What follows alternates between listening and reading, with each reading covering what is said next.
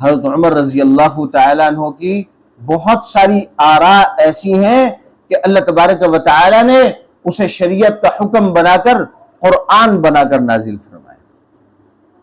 چنانچہ نبی کریم صلی اللہ علیہ وسلم کے پاس حضرت عمر رضی اللہ تعالیٰ عنہ تشریف لائے کہ اللہ کے نبی، ازواج مطہرات جاتی ہیں اور ان منافقین کا پتہ نہیں چلتا، ان کفار کو پتہ نہیں چلتا، یہ اپنی حرکات میں لگے رہتے ہیں، تو میرا جی چاہتا ہے کہ امہات المؤمنین جب گھر سے باہر نکلیں، یہ معزز خواتین ہیں، آپ کی گھر والیاں ہیں، تو یہ پردہ کر کے جائیں۔ نبی علیہ الصلوۃ والسلام نے فرمایا کہ عمر ابھی تک حکم نازل نہیں۔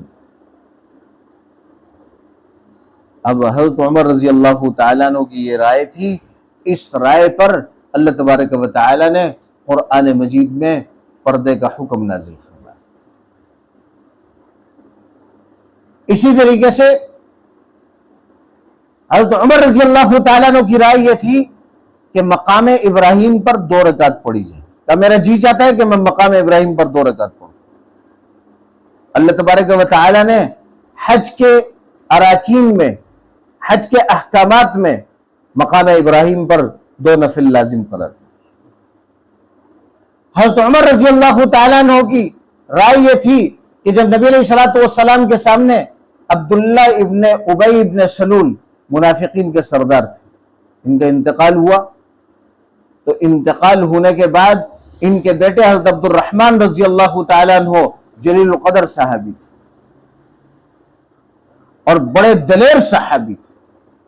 جب ایک مرتبہ عبداللہ ابن ابی ابن سلول انہوں نے نبی کریم صلی اللہ علیہ وسلم اور صحابہ کرام کے بارے میں کہا کہ جب ہم واپس مدینہ آئیں گے تو عزت والے لوگ، ذلیل لوگوں کو مدینہ منورہ سے نکالیں گے، اپنے آپ کو عزت والا کہا، اور نبی علیہ الصلوۃ والسلام اور صحابہ کرام کو ذلت والا کہا۔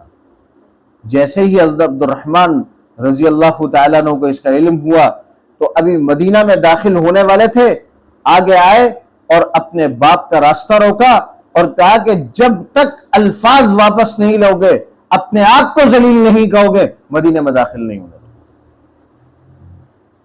اب عبد الرحمن آئے، نبی علیہ الصلوۃ والسلام سے فرمایا، کہنے لگے کہ اللہ کے نبی اپنا کرتا دیجئے، میں اپنے ابا جی کو اس سے کفن دے دوں، شاید آپ کے کرتے کی وجہ سے ان کی مغفرت ہو۔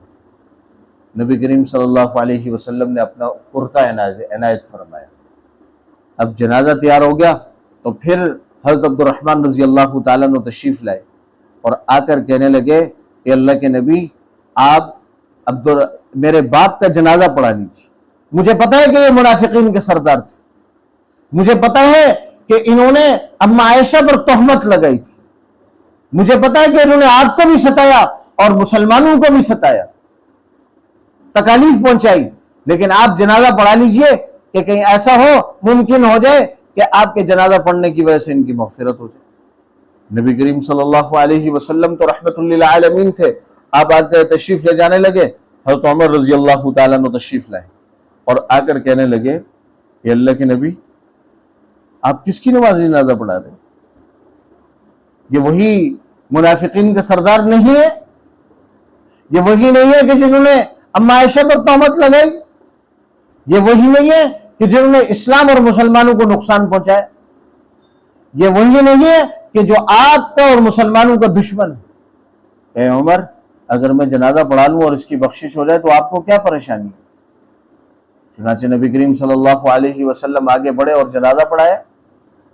اللہ رب العزت نے قرآن نازل فرمایا، وَلَا تُصَلِّ عَلَىٰ أَحَدٍ مِّنْهُمْ مَاتَ أَبَدًا وَلَا تَقُمْ عَلَىٰ قَبْرِهِ۔ اگر ان منافقین میں سے کوئی مر جائے تو آپ ان میں سے کبھی بھی کسی کا جنازہ نہیں پڑھ سکتے، اور وَلَا تَقُمْ عَلَىٰ قَبْرِهِ، جنازہ تو دور کی بات ہے، ان کی قبر پر بھی آپ کھڑے نہیں ہو سکتے۔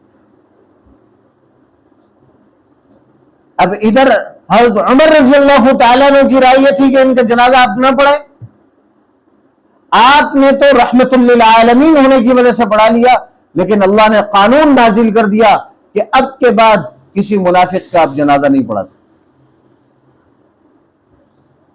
اسی طریقے سے غزوہ بدر میں جب قیدی آئے کفار کے تو ان قیدیوں کے بارے میں اب مشاورت ہوئی کہ ان قیدیوں کا کیا کیا جائے.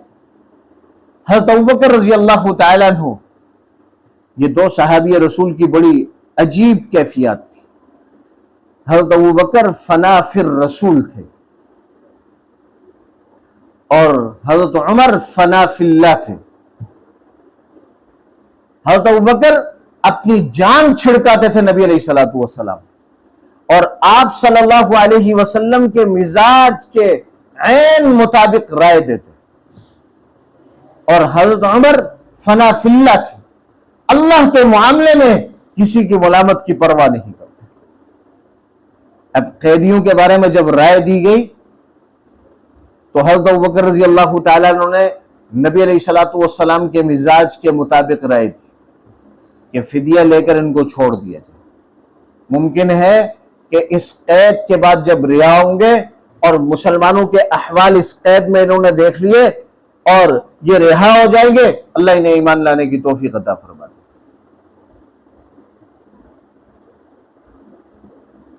اور جو فدیہ آئے گا اس سے مسلمانوں کو فائدہ پہنچ جائے گا، جو پیسے آئیں گے. حضرت عمر رضی اللہ تعالیٰ عنہ کی رائے کیا تھی؟ ابھی بدر میں اپنے چچا حضرت عمر رضی اللہ تعالیٰ عنہ کے مقابلے میں آئے تو چچا نہیں، اپنے ماموں، سگے ماموں کو اپنی تلوار سے قتل کیا. اب جب ان قیدیوں کے بارے میں رائے دی تو کہا کہ ان قیدیوں کے بارے میں میری رائے یہ ہے کہ میرے رشتہ داروں کو میرے حوالے کیا جائے، میں ان کا سر تن سے جدا کروں.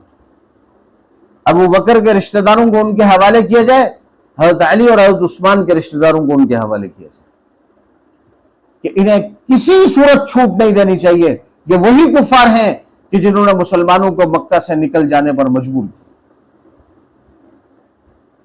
اللہ تبارک و تعالی نے نبی علیہ الصلوۃ والسلام نے فیصلہ حضرت ابوبکر رضی اللہ تعالیٰ عنہ کی رائے پر کیا، اور اللہ نے قرآن اتارا کہ کسی نبی کے لیے یہ جائز نہیں کہ کفار ان کی قید میں آ جائیں اور وہ انہیں چھوڑ دیں یہاں تک کہ ان کے خون نہ بہائیں.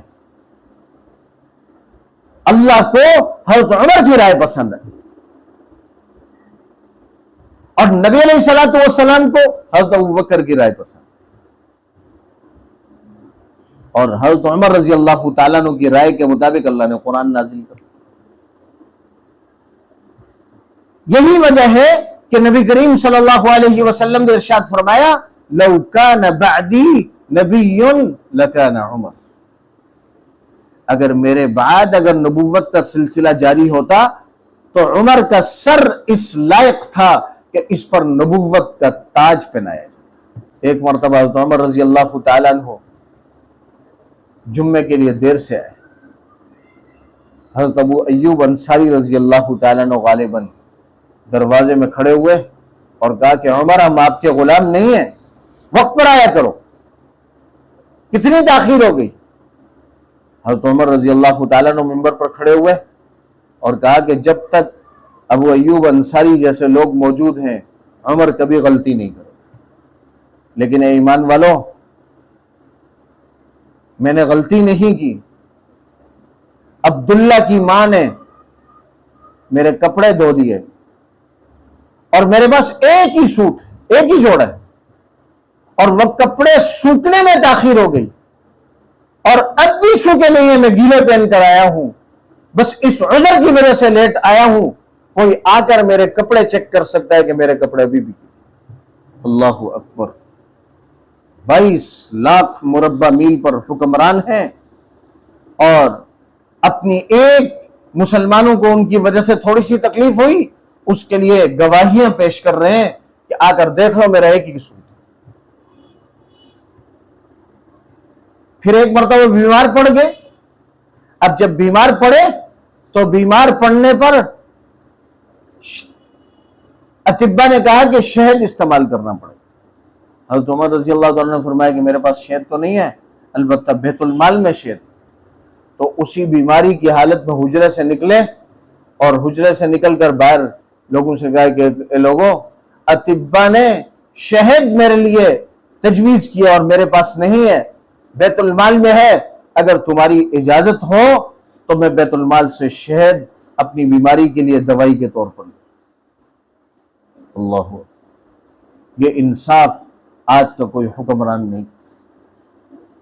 کیا عجیب انصاف!